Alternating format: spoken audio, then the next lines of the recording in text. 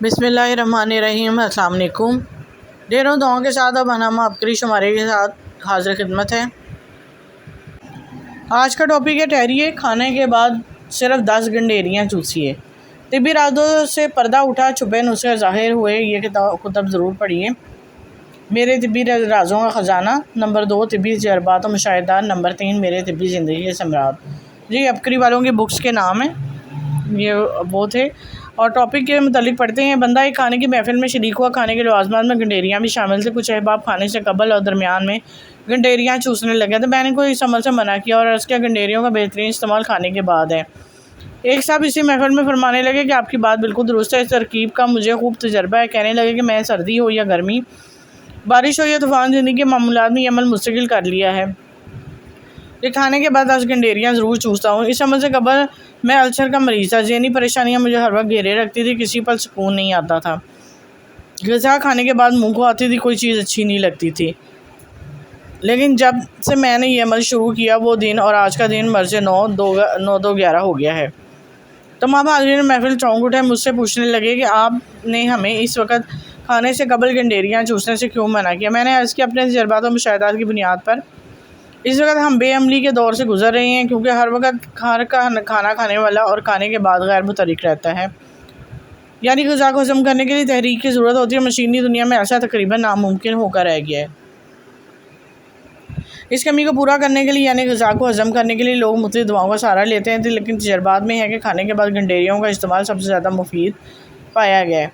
ऐसे लोग जो दिल के अमराज में मुब्तला हो, ख़ासतौर पर हाई ब्लड प्रेशर, दिमागी दबाव, तनाव, कंधों का खिंचाव, ऐसे तमाम मरीज़ों के लिए खाने के बाद गंडेरियों का इस्तेमाल मुफीद तर है।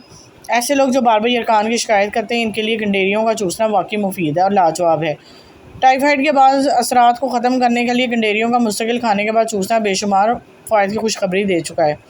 ऐसे मरीज़ जो खून में एलर्जी यानी छपाकी के मुस्तकिल शिकायत करते हैं, इनके लिए मुस्तकिल इस्तेमाल बिल्कुल बल्कि मामूलात में इसका अपना मामूल बना लेना दवाइयों से छुटकारा का ज़रिया है। नौजवानों में जिगर और मसाने की गर्मी के असरात और अमराज से बचाव का बेहतरीन नुस्खा है। ऐसे लोग जो मुस्तकिल मुँह के जायके की ख़राबी या ख़ासतौर पर कड़वेपन की शिकायत करते हैं, इनके लिए गंडेरियों का इस्तेमाल तजर्बा से साबित है। एक मरीज़ा मतब में हाथों की जलन की मर्ज़ से मुब्तला लाई गई, इसे सिर्फ 3 माह तक यही गंडेरियों की तरकीबें इस्तेमाल कराई गई। मरीज़ा अब तक दुआ गो है। आगे चलते हैं नेक्स्ट टॉपिक तक। कुदरती बर्फ़ खाएँ, लाजवाब हाजमा, सेहत में जवानी पाएँ। क़ारीन अस्सलाम वालेकुम। गुज़श्ता माह कागान में शेखुल वज़ाइफ़ की नूरानी और रूहानी महफ़िल थी। इस सफ़र में शेखुल वज़ाइफ़ के साथ रहने की सआदत मुझे मिली।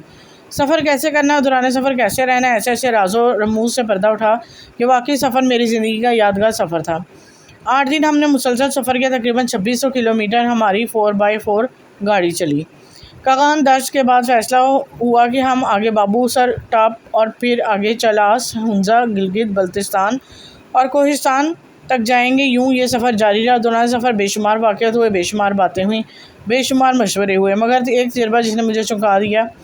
जब मैंने इसका मुशाहिदा किया तो मैं हैरान रह गया कि वाकई ये 100% सच है। बात कुछ यूँ है कि कागान से निकलने के बाद मौसम ख़राब हो गया, हल्की हल्की बारिश शुरू होगी। हम रात गए बाबूसर टॉप पर पहुँचे, जहाँ पर बर्फ़बारी जारी थी। पहाड़ों पर ताज़ा ताज़ा बर्फ़ गिर रही थी। हमने वहाँ एक होटल में रात गुजारने का फ़ैसला किया ताकि सुबह ताज़ा दम हो गया अगले सफ़र पर रवाना हो सकें। जब हम बाबूसर टॉप पर पहुँचे तो हमारे साथ हमारे एक पहाड़ी मुखलिस थे। उन्होंने ज़मीन से थोड़ी सी बर्फ़ हाथ में उठाई और मुँह में डाल ली।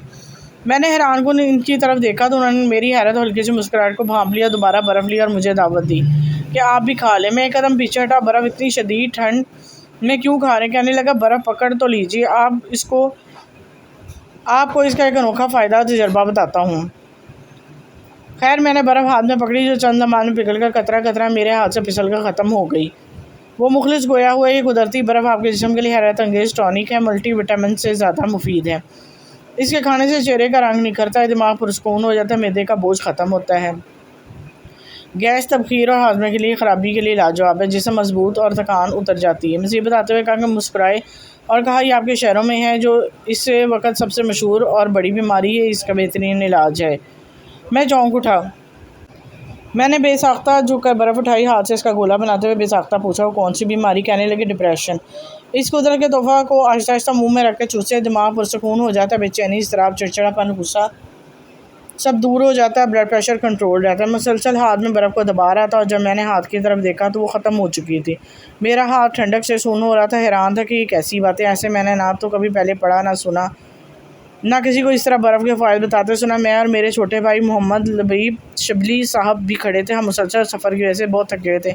हमने बिल्कुल ताज़ा बर्फ़ उठाई और आहिस्ता आहिस्ता इसको चूसा। यकीन कीजिए, जैसे ही कुदरत का अनमोल मोती हमारे अंदर गया, जिस्म को सुकून मिल गया। हमने ऐसे लगा कि जैसे हमने कोई बहुत ज़्यादा मल्टीविटामिन्स खा ली हो। बेहतरीन डकार, दिमाग पुरसुकून हो गया। मैंने इसी वक्त बात की तायद की और मुझे इस वक्त समझ आ गया कि पहाड़ी लोग इतने मजबूत जिस्म के असाब, लाजवाब हाफिज़, याददाश्त के मालिक कैसे होते हैं, और ये इंतहाई समझदार होते हैं। ये मीलों चढ़ाई चढ़ते हैं मगर कभी नहीं थकते। ये सालों साल बीमार नहीं होते। कारीन, ये एक मेरा मुशाहिदा तजर्बा जो मैंने आपकी नज़र किया। आपके सीने में कोई राज है तो कब्र में जाने से पहले मखलूक को खुदा को दे दें, सारी उम्र सदका जारिया रहेगा। ज़रूर लिखिए, मैं मुंतज़िर रहूँगा। जी, अबकरी वालों की तरफ से पैगाम था एंड पे जो मैंने आपको पढ़ के सुनाया। आगे चलते हैं। आगे आपके भेजे सुनहरी अल्फाज और मोतीन कारीन अबकरी के नाम। हाजमा दुरुस्त मैदे के ताकतवर। मोहतरम हज़रत हकीम साहब अस्सलाम वालेकुम। मैंने अबकरी में हाजमे और मैदे के मसले का हल का ये टोटका आपका तिबी कॉलम में पड़ा। 7 पुदीना, 12 ग्राम मीठा सोडा, 50 ग्राम मिश्री, 1 पाव लेकर तमाम चीज़ों को बारीक पीस कर यकजा कर लें। इसका आधा चम्मच दिन में 3 बार पानी के साथ खाएँ। पढ़ते ही मुझे उम्मीद की किरण नज़र आई, क्योंकि मुझे यही मसाइल थे जिसका जिक्र आर्टिकल में किया गया था। मैंने इस्तेमाल शुरू किया तो मुझे बेहद ही फ़ायदा हुआ और मेरा मैदा बहुत बेहतर हो गया। एक बात का ख्याल रखा जाए कि इस दवा को डब्बे में अच्छी तरह बंद रखें, इसमें नमी पैदा ना हो। अल्लाह ताला आपको जज़ाए खैर अता फ़रमाए। आप मखलूक़ खुदा की बेलौस खिदमत कर रहे हैं। जो सोचती हैं वो हो जाता है। हज़रत हकीम साहब अस्सलाम वालेकुम। हम बहुत ज़्यादा मसाइल में घिरे थे। ज़िंदगी में हर तरफ अंधेरा ही था।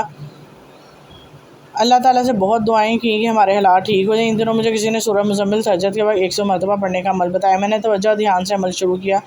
3 माह लगातार पढ़ने से हालात ऐसे बदले कि जो मैं सोच भी नहीं सकती थी, और जो सोचती थी वो हो जाता था। हर नामुमकिन मुमकिन हो गया। गुर्दे की पथरी रेत बनकर निकल गई। हज़रत हकीम साहब अस्सलाम वालेकुम। मेरी वालदा आपकी जुमेरात की महफिल बहुत ज़्यादा सुनती थी। इनके दोनों गुर्दों में पथरी थी। एक में 28 mm और दूसरे में 5 mm थी। डॉक्टरों ने जवाब दे दिया था कि गुर्दे ख़राब हो चुके हैं, डायलिसिस करवाने होंगे। आपके बताए हुए वज़ाइफ में से अल्हम्दुलिल्लाह हमने पढ़े और उनके गुर्दे बिल्कुल ठीक हो गए। उन्होंने आपके बताए हुए हज़रत फ़ातिमा रज़ियल्लाहु तआला अन्हा को हदिया करने वाले नवाफिल पढ़े। इनकी बरकत से इन्हें एक टोटका मिला जो उनकी शफायाबी का ज़रिया बना।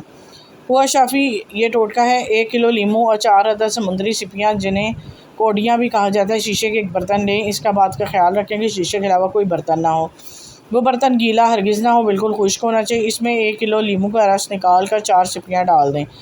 इसे ढाँप कर 24 घंटों के लिए रख दें और बर्तन को हिलाना बिल्कुल नहीं, वरना सिपियाँ हल हो जाएंगी। 24 घंटे के बाद दवा तैयार होगी। सुबह नहार मुँह 2 चम्मच लीमू का पानी पीना है। इससे गुर्दे की पथरी बगैर किसी तकलीफ के रेत बनकर निकल जाएगी। मेरी वालदा ने कई लोगों को ये टोटका बताया और आजमाया भी, इससे ज़बरदस्त नतीजे मिले। जिसे दम करती हूँ ठीक हो जाता है। सलामुन अला नूही फिल आलमीन पढ़ने से जिसको दम करता हूँ उसे आराम आ जाता है। इसके अलावा कहफ पढ़ के भी दम करता हूँ। जहाँ कहीं दांत का दर्द हो, सर दर्द हो, 7 मरतबा लफ्ज़ कहफ पढ़ता हूँ। बहवाला कहफ कतमीर कहकर दम कर देता हूँ। इस दर्द से आराम मिल जाता है। कमर मजबूत होगी, दर्द ख़त्म हो गया। हज़रत साहब मुझे कमर में शदीद दर्द रहता था। घर का कोई काम कर लेती, कमर की दर्द बर्दाश्त से बाहर हो जाती। आपके बताए हुए टोटके से मुझे बहुत फ़ायदा हुआ। फ़ोन कॉल्स के प्रोग्राम में आपने किसी को सुबह में हलवे में गूंद कीकर डालकर खाने से कमर दर्द का इलाज बताया। वो मैंने करना शुरू किया तो पहले दिन से काफ़ी फ़र्क महसूस हुआ।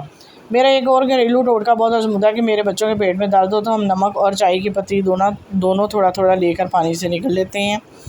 इससे पेट दर्द ठीक हो जाता है। पर्स में ज़ेवर मौजूद था। एक बार पब्लिक ट्रांसपोर्ट में सफ़र कर रही थी, मेरा पर्स इसी बस में रह गया। मैं स्टॉप पर उतर गई। इस पर्स में मेरा ज़ेवर 1.5 लाख के करीब रकम मौजूद थी। मैं इसी परेशानी के आलम में थी कि मुझे शेखुल वज़ाइफ का बताया हुआ वजीफ़ा याद आया। या अल्लाह मैं बेबस हूँ, तू बेबस नहीं। मैंने बेसाख्ता यही पढ़ना शुरू कर दिया। सैकड़ों हज़ारों बार अल्लाह से गिड़गिड़ा कर मांगा। सिर्फ आधे घंटे में मेरा पर्स सामान समेत अगले स्टॉप पर मिल गया। और एक और अमल मैंने मुश्किल में आजमाया जिसके बरकत देख कर मैं हैरान हो गई। वो ये था कि 4 साल पहले मेरे ससुराल वाले मुझसे नाराज़ हो गए। शौहर ने घर से निकाल दिया, पर कुछ समझ ना आया कहाँ जाऊँ। मैं अपनी दोस्त के घर चली गई। इस दोस्त ने मुझे वज़ू के बाद 3 घूंट वाला अमल बताया। जब भी वज़ू करें आखिर में 3 घूंट इस पानी से पी लें और जिस नीयत को दिल में रखें वो पूरी होगी और शफ़ा मिलेगी। उम्मीद करती हूँ आपको टॉपिक पसंद आए होंगे, दुआ में याद रखिए। अब तक के लिए इजाज़त दीजिए। जाने से पहले एक रिक्वेस्ट करूँगी, मेरे चैनल को सब्सक्राइब करना मत भूलें। अब तक के लिए इजाज़त दें। अल्लाह हाफिज़।